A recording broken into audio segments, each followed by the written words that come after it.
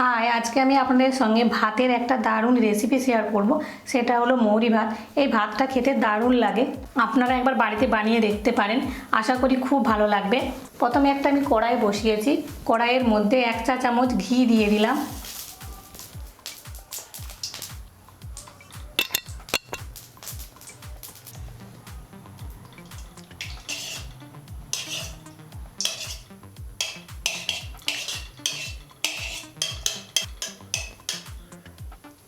ঘিয়ের মধ্যে 2টো শুকনো লঙ্কা, একটা তেজপাতা, 1 টুকরো দারচিনি, 2টো এলাচ, এলাচটা আমি ফাটিয়ে দিয়েছি, 4টে লবঙ্গ, 10টা গোলমরিচ আর 1 চা চামচ মৌরি দিয়ে দিলাম।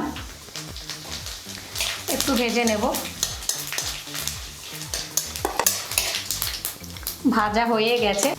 400 গ্রাম চালের ভাত রান্না করে রেখেছি, দিয়ে দিলাম ভাতটা, নাড়তে থাকবো।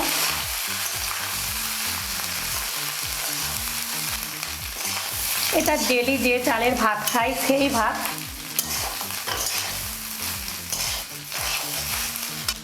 হাফ চা চামচ চিনি আর পরিমাণ মতো নুন।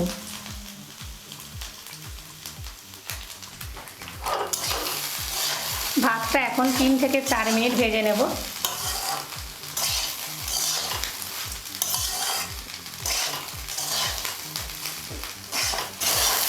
এই ভাতটা চিকেন কিংবা মাটন যাই দিয়েই খান না কেন, খেতে দারুণ লাগে।